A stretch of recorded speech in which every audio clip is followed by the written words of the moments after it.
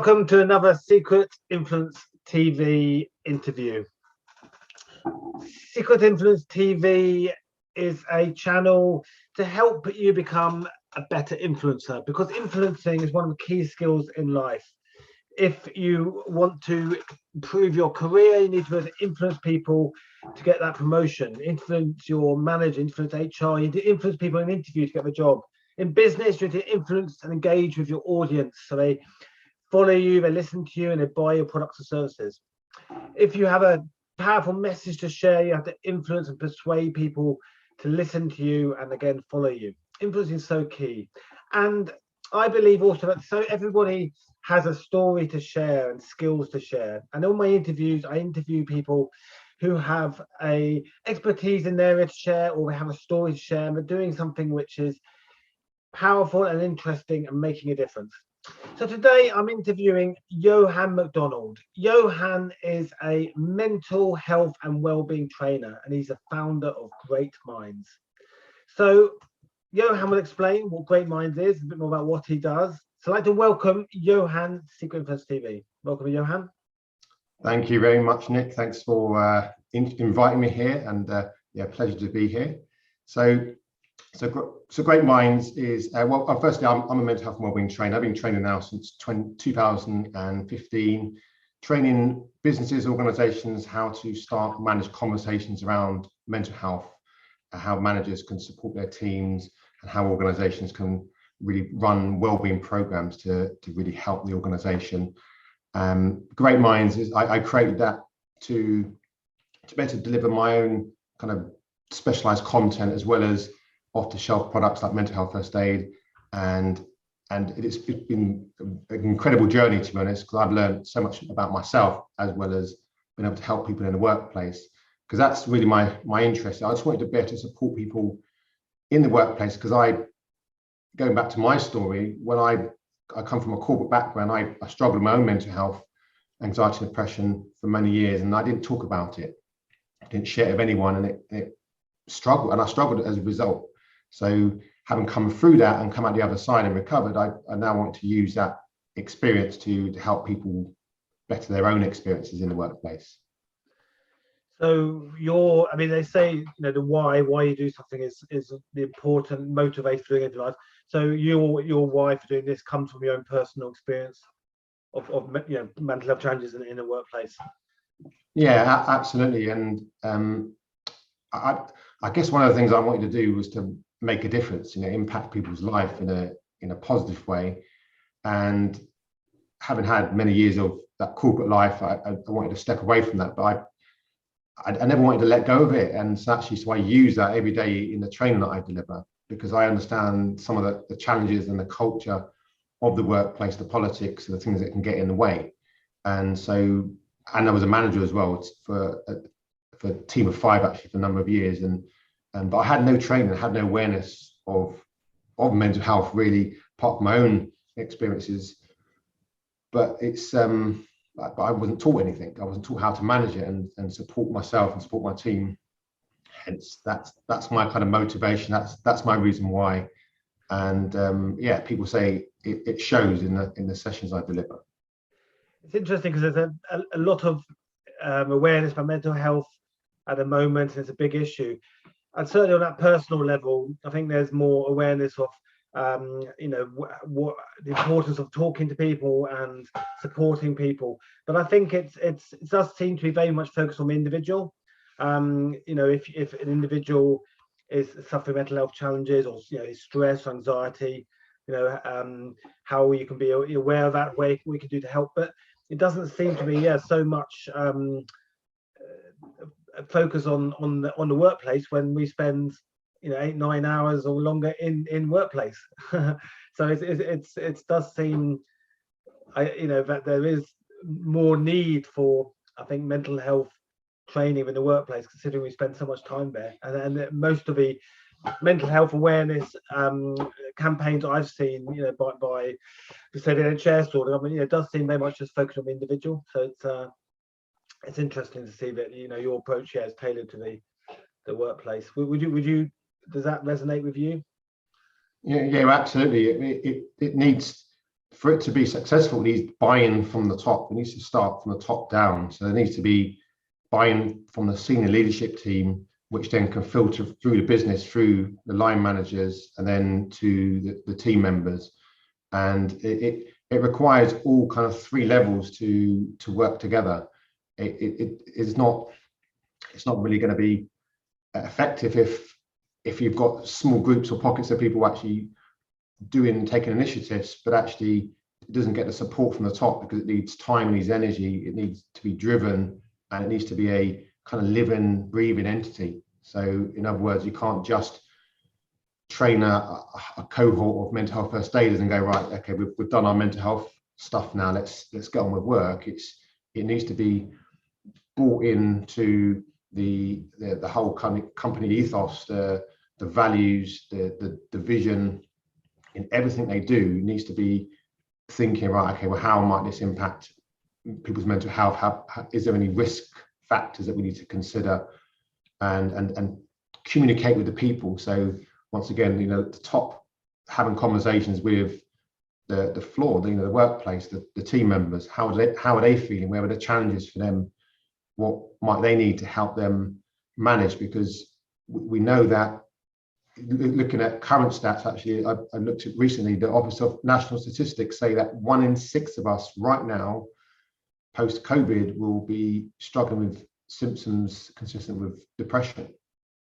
So, and that's just depression, and you have a whole range of other conditions, and so it's very common. So, I always say in my training sessions, I don't think it's a question of is anybody struggling. It's a question of who. Right. And are they reaching out for help? Are they getting help and support they need? And if they're not talking to you about it, if you're their manager, well, who are they talking to? Are they talking to anyone? Because it will be showing up somewhere in their life, very likely in their performance or conduct in the workplace. It's interesting what you say about COVID, because we know that during COVID people were very isolated and working from home, and it did increase mental health issues. Where a lot of people struggled, but post COVID, people are still working from home. It's hybrid working. But what I've been talking to people I know who are applying for jobs. Some of the jobs they're applying for, it's purely working from home, and I know from some of the conversations I've had where that has put them off applying for a job, because they've said, well, I'm never gonna. I mean, apart from the very rare occasions when needed, I'm literally always going to be working from home. I'm never going to meet my team. There's going to be no induction in the office, and I think so. I think that has that lasting changes of COVID changing working practices. I mean, obviously not all. That's not all positions. Some do. Will be office based, some will be hybrid, a real mix. But I think it has provided long-lasting challenges about how we work and how we interact, at the workplace. So definitely, I'm sure COVID must be one of the biggest influencing factors for the workplace well-being, I guess, in that sense. Yeah, it definitely has. It's but interesting, because actually what I point out to a lot of people is that we had a stress epidemic, according to the World Health Organization, long before COVID turned up. So it wasn't, people think that actually COVID-19 is the cause of all our problems. Yeah. Actually, we had a lot of issues before. Yeah. It compounded the problem, definitely made it worse. There's no question about that. But it's, as you said, the kind of new way of working, the hybrid model, it's still an unknown, really. No one really knows, well, what's the long-term impacts of that. Sure. People I talk to in my sessions, it's really their experiences of it are quite broad. For some, they love it. They wouldn't change it for the world. In fact, they're quite fixed in that way of working. Others hate it, or sure, certainly hated it during lockdown, and they can't wait to go into the office and meet people.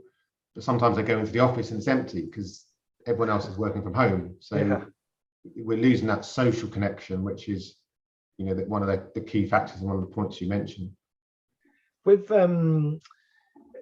just what you said too about almost a checkbox exercise, it could be seen as for well-being in the workplace, that a company might do the course and say then they can say they've done it and perhaps add a accreditation and something, say that. But yeah, buy-in, I think, is so important. That is that key part of your strategy. We work, that we're not going to just run a course and then leave, but actually you want to leave a bit of a legacy in the organization, because it is about. How do you approach that? Does it start with engagement with the people, like you said, people at the top, the HR, and then is that part of the early conversation? Because that must be so hard, where perhaps an organization, wants you just to come in and do a course, but you want to make sure it's not just a tick box and then it's back to business as usual. Yeah, I mean, when I start conversations with organizations, the first question I ask is, well, why do you want the training? What problem are you trying to address? And so they might say, well, we don't know, we just want to look after our workforce. Or they might say, actually, we've got some very specific issues of stress, or someone may have had an issue with suicide and attempted to take a life, and unfortunately does happen. And so they can be approaching it from that perspective. But it's about, okay, well, what problem are you trying to solve, and how do you want how would you want it to bring it to life? And as I said, it needs to be part of everything you do, your ethos. And so when you finish the training, what do you want to know, feel, or do different as a result? Right. And so that needs to hit every one of those three levels I mentioned, which includes the team member. So getting their buy-in from the start is important. So getting their feedback, rather than just saying, well, we think that, doing running surveys, having conversations in one-to-ones, speaking to the team as a whole, really getting that personal feedback and getting that clear visibility of where is the need, and making sure that need is addressed, and then being accountable for that intervention, if you like, and keep continually checking and reviewing and understanding, okay, well, how is it impacting us? So therefore, there needs to be some measures in place, and conducting those surveys on a regular basis, having pulse surveys as well, very quick, instant reads of the workforce. But that's really how it's done. Yeah, no, that makes sense. One, I heard a saying recently, I can't remember where it said, to be successful at anything, you need to know how to do well at looking after your well-being first and foremost.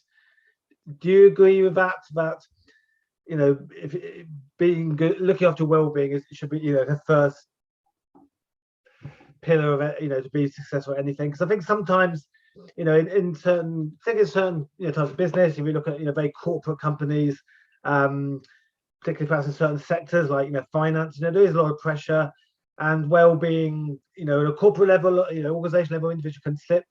And I think that saying sums it up. If you put your well-being first, then you can, it can help your success. But often that can slip. What do you think? Do you think that agree with that saying? Yeah, absolutely. I guess, firstly, you need to understand what is your measure of success. And there was a quote by Earl Nightingale, which actually I've written down on my notes here. It says, "Success is the progressive realization of worthy goals and ideals." So it's working towards something. So you need to know what you're working towards. But does your mental health affect that? Well, I guess the question to ask yourself is the way you feel and your behaviors, is that going to impact what action you take, towards goals? Or is it going to affect your motivation? Is it going to affect your drive and ability to get started and kind of pick yourself up maybe on days where you don't feel like it? Is the state of your well-being going to affect that? Well, yes, it is. Tony Robbins says it beautifully. He says that everything we do is state dependent. So how you feel in that moment will determine your motivation and whether actually you do anything at all. And I know that if I've had a really poor night's sleep, or I'm just irritable or stressed or overwhelmed, it directly impacts my motivation, and I procrastinate. I get far less done. So but on the days where I can bounce out of bed and run at a task and take action, those are the days I'm probably 10 times as productive. And it's just, a lot of it's about how I'm feeling inside. So taking care of that, I think, is fundamental. And that leads to my next question about resilience. I mean, this seems to be the big thing at the moment. Learning resilient skills, being resilient. Could briefly explain what resilience is, and is that something that very much comes into a lot of your courses? It seems to be such a big buzzword at the moment. Yeah, I like to use a phrase when I talk about it in my training, bounce back ability. That comes from, I used to hear Alex Ferguson talk about, I'm a big football fan, so I'm a big Arsenal fan, and obviously he was a Man United fan, sort of manager, and very successful what he did, and he always spoke about bounce back ability. So if their team's lost, it's about, okay, well, what are you going to do in the next match? Right. And I think resilience is a little bit about bounce back ability. It's about, if we're having a low, if we're struggling, if we're kind of in the bottom half of a kind of well-being scale, how well or quick are you able to bounce back and get to that place where you're more productive and in a much better state of mind?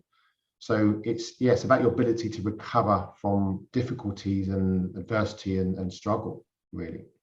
Okay, that's good to know. I think sometimes we hear these buzzwords almost, and we get used to hearing them, but then we don't actually really understand what it actually means. So I like that concept, the bounce back concept. That's really, I like that. I think I might use that.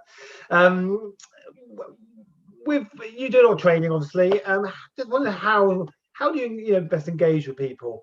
It's a slightly different question, but you deal with, obviously, people that have senior management in HR, and then maybe deliver workshops, people at different levels of the organizations.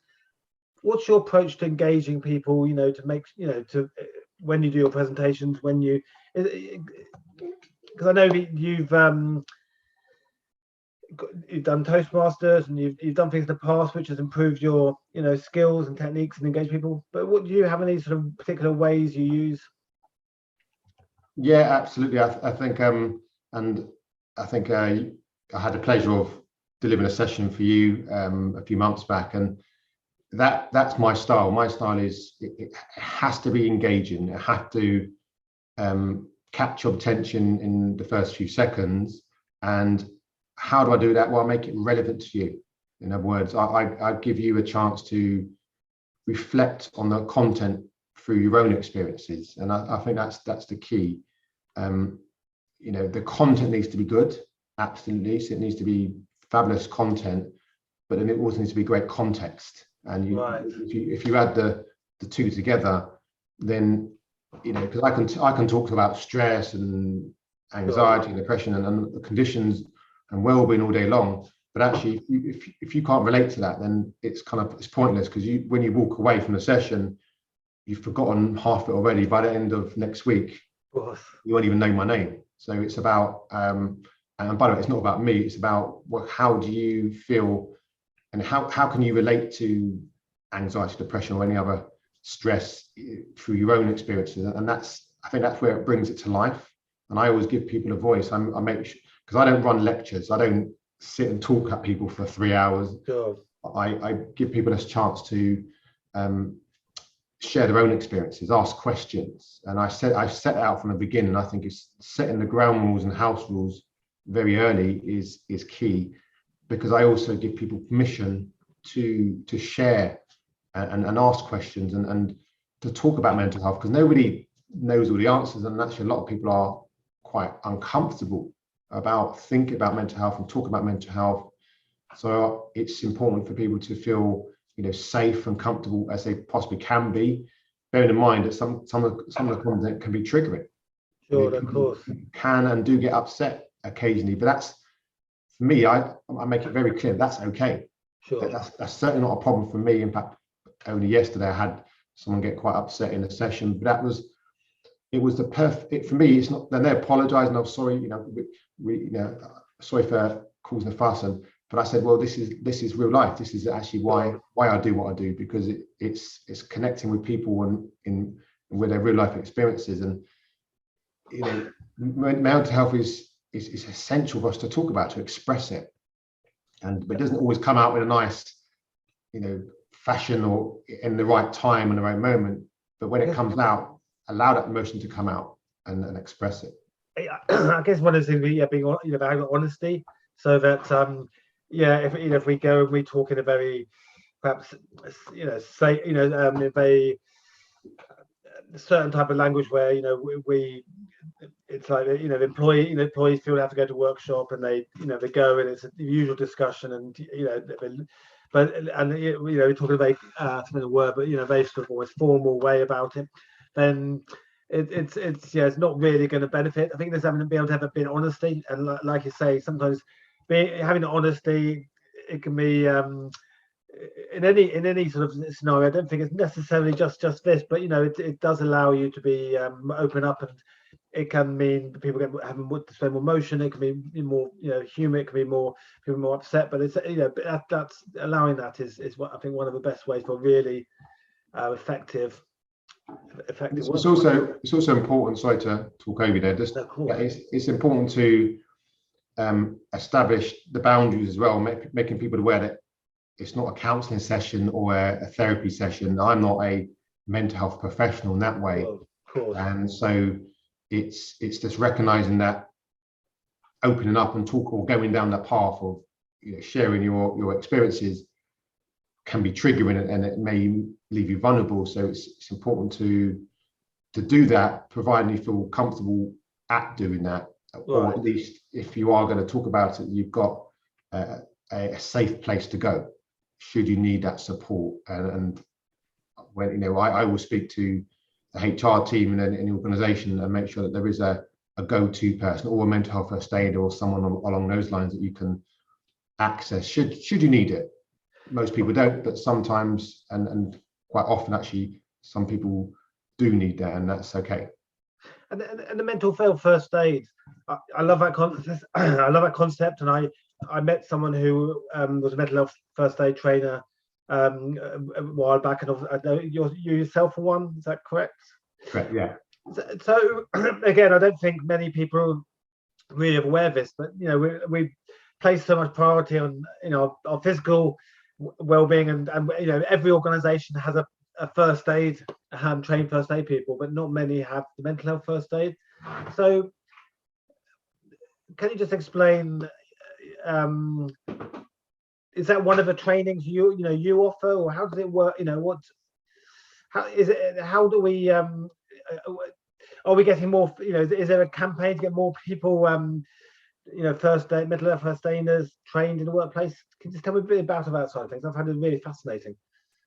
Yeah, so you mentioned physical first aid, and every organisation needs to have one of those. And I like to the way I describe it is it's comparable to physical first aid, because physical first aiders are kind of like first on scene. They're there to prevent anyone's physical health getting worse, to support them, provide comfort, to bandage them up if they've cut themselves, and send them off to hospital. They don't stitch them up or try and fix their broken arm, but they get a professional to do that.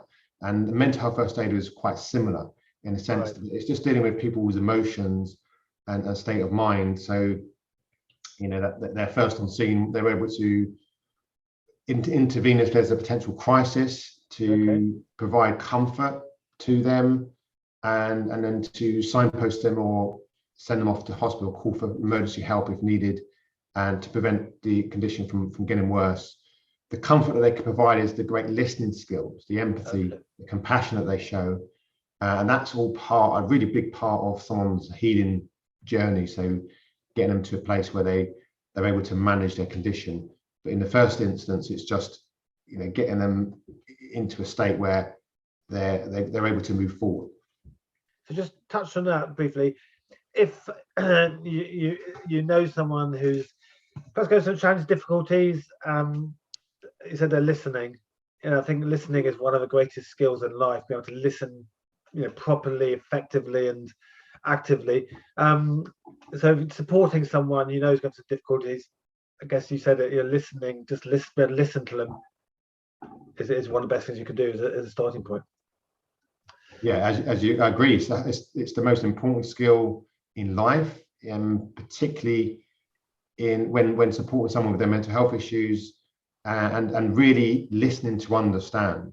You know, that comes from Stephen Covey's 7 Habits of Highly Effective People. You know, listen to understand rather than be understood. So it's not about your perspective, how you think or how you see it. It's about how's the other person in front of you feeling, what they're going through, you know, how's it feeling for them, and how's it impacting their life, and just taking time to listen to the words, but also looking at their body language as well, and the way that the way that they're communicating. That will give you a lot of insight to what's going on inside their mind and in their heart, and then it can help you know what to do, I think, to support them. And now just a question about your approach to wellbeing. Work in this area, you know, people think you're very good at looking after your wellbeing, but you know, what do you do to make sure that your wellbeing is good? How, you know, do you have a routine? Do you have any particularly good habits you follow? Yeah, there's a few things I do. I mean, firstly, I think one of the key things to managing your wellbeing is understanding your mind and your body and what's going on. And certainly in the past, I didn't have that awareness. I was just very reactive. So if I was feeling stressed, I didn't even know what that actually felt like. I just knew that I felt uncomfortable or overwhelmed.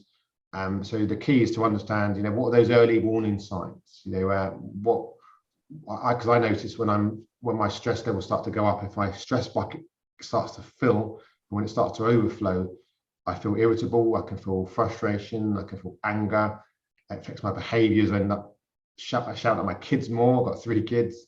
I've argued with my partner, and that's a clear sign that I'm overwhelmed. It's about taking some steps to intervene. The earlier the better. The early intervention is key. So that's the kind of reactive part of it. But in terms of the proactive part of it, I think it's and this also feeds into building our resilience. But I make sure that I have some very good daily practices. So I do something called Miracle Morning. Okay. Which is there's a book, an author. See if I can remember his name.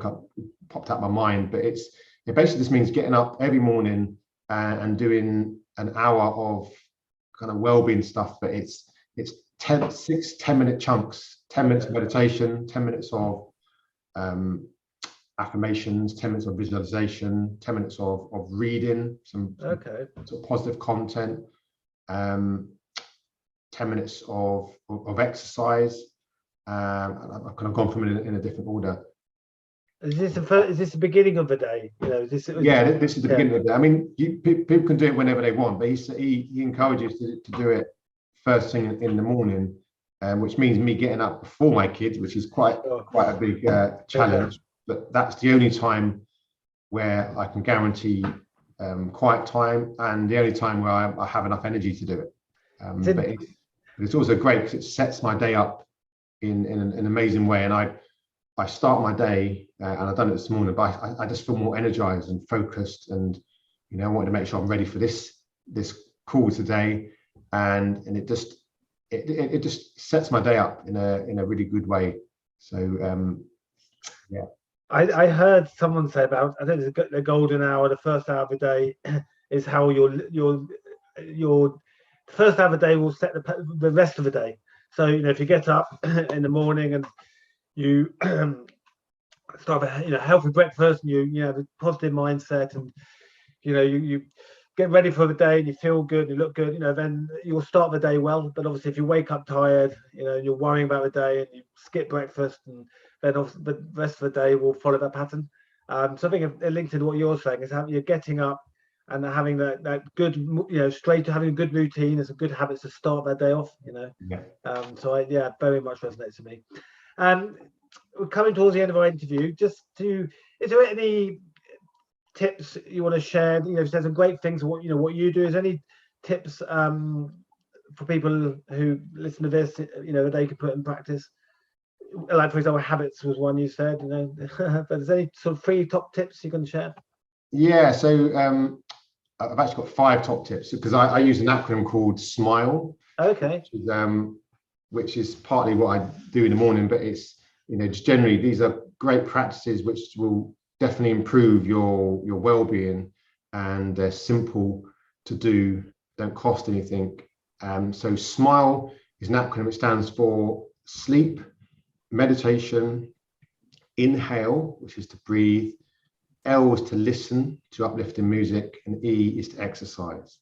And I'll just go through each one briefly. Sleep is the most important thing that you can do for your well-being. If you're in any doubt whether that's true or not, well, two things. One is read a book by Matthew Walker called Why We Sleep, amazing book. But secondly, more importantly, ask yourself, well, how do you feel if you've had a poor night's sleep? Are you focused? Do you have great concentration? What's your energy levels looking like? What's your level of enthusiasm? Are you going to procrastinate? Well, I know that directly impacts mine. So getting a good night's sleep. So doing Miracle Morning, yes, that's brilliant. But actually, it needs to start the night before. So getting myself to bed at a good time is key. Meditation, it's proven to affect our mood in a positive way. Meditation is nothing new, and mindfulness is nothing new. One thing I think it's important for people to remember is that mindfulness and meditation just grounds us in the moment, in the present, because our mental health issues never exist in the present. They all either exist in the past, which is where depression lives, or in the future, which is where anxiety lives. And if we're present, it just means that we're able to enjoy the moment and be grateful for it, and just be present with how we're doing. So there's lots of free stuff you can go on YouTube, type of mindfulness meditation. Don't need to spend a penny, but just give it a go. I think that's really key. Inhale, so breathing exercises. That's one way. Actually, we were talking about how to manage stress earlier. Sometimes just taking a deep breath, but breathing from the kind of stomach area, the diaphragm, rather than kind of really chesty breaths, but deep breathing. There's a great exercise called box breathing. So it's breathing in for 4, holding for 4, out for 4, and hold for 4, and then keep going round, or adjusting the times as long as you want, as long as that each one is equal. It just means, I don't know, I didn't with jargon, but it triggers our parasympathetic nervous system. So we go into rest and relaxation mode, and it feels good, and that's so important to help us manage stress in the moment. But also, it's just great for us to build that into our day and get used to feeling calm. Lovely. Listening to uplifting music. Everyone's got a track or a selection of music which puts them in a feel-good state, and sometimes it can be fast, upbeat music, or it can be relaxing. I like to listen to relaxing piano music. That really calms me. And sometimes actually when I'm driving without kids, I can just turn it on, and just really helps me unwind. But it's whatever works for you, puts you in a positive state. And the thing is, you can take that anywhere with you, right? You just need a phone and headphones and plug it in, and there you go. You can change your mood in the moment. The last is exercise. I'll quote Tony Robbins again, because I attended one of his courses, a 4-day event called Unleash the Power Within. He says that the quickest way to change our mental and emotional state is to move our body. Okay. And I think, well, yeah, it is, because actually, we've been sitting down now for how long? But maybe half an hour. But actually, if we're sitting at a screen for that long, it affects how we feel. So during those 4 days, actually, he done a lot of talking, but then he said, right, get off on your feet and move your body, and they play music. And I was like, wow, it absolutely changes your emotions. And I'm not saying we have to jump around our kitchen or our office when we're working for the day, but just sometimes getting up and going for a walk, walk around the block, leave your desk and move your body. And that's, once again, everyone can do that. We can decide whether that's important to us and take that action. So smile your way through the day, I think, is a really great acronym to remember and practice. What a great acronym, and how relevant. Yeah, to smile, we should all smile more. But also, smile to sleep, We need to sleep better, sleep more, better quality sleep. It's not just about amount of sleep. Meditate and mindfulness. Yes, it's been around a long time, but you know, it is so easy to do. Does make such a difference. Inhale, the simple thing of breathing. We all do it with to stay alive, but are we doing it the best way? Is there better ways we can breathe? And then listen to music. You know, music can be such a powerful thing. And you know, we all will have different music we like, but it can be such an effective way to relax. And then, as you said, what's the last one? So E was exercise. Sorry, of course, exercise. Yes, mind and body. You know, change our state. Especially if we're doing something where we're sitting at a desk or you know, standing or sitting for a long period of time. Make sure we change our state, do something physical. You know, shake ourselves up and use that as a tool to improve our well-being. What a fantastic acronym. Yohan, you have shared some great tips, and also I think you mentioned some great people. You mentioned some great books. You know, there's lots of little tips and resources there dotted throughout our interview. Just would you like to just share your website? People are interested in us having a chat, you know, with you about coming into their workplace. And I know you also do an email with wellbeing tips. You'll get a daily wellbeing tip in their inbox. So would you like to share your website and how people contact you? Yeah, sure. So the website is greatminds.training, great minds with an S. And if you go onto the website, you can register for free wellbeing tips, which I think you registered for, Nick. And I do. I love it. Yeah, no. And actually, I registered myself because sometimes you can forget, and it's just nice to get that little pop up in your email as a reminder to do those breathing exercises or to focus on your diet, because it's designed to focus on, you know, multiple facets of your life, physically, mentally, emotionally, spiritually. And I'm on LinkedIn, so Yohan McDonald, YOHAN, McDonald as in the burger chain, so people can remember the exact spelling. Great. I probably spend more time on that social media platform than others.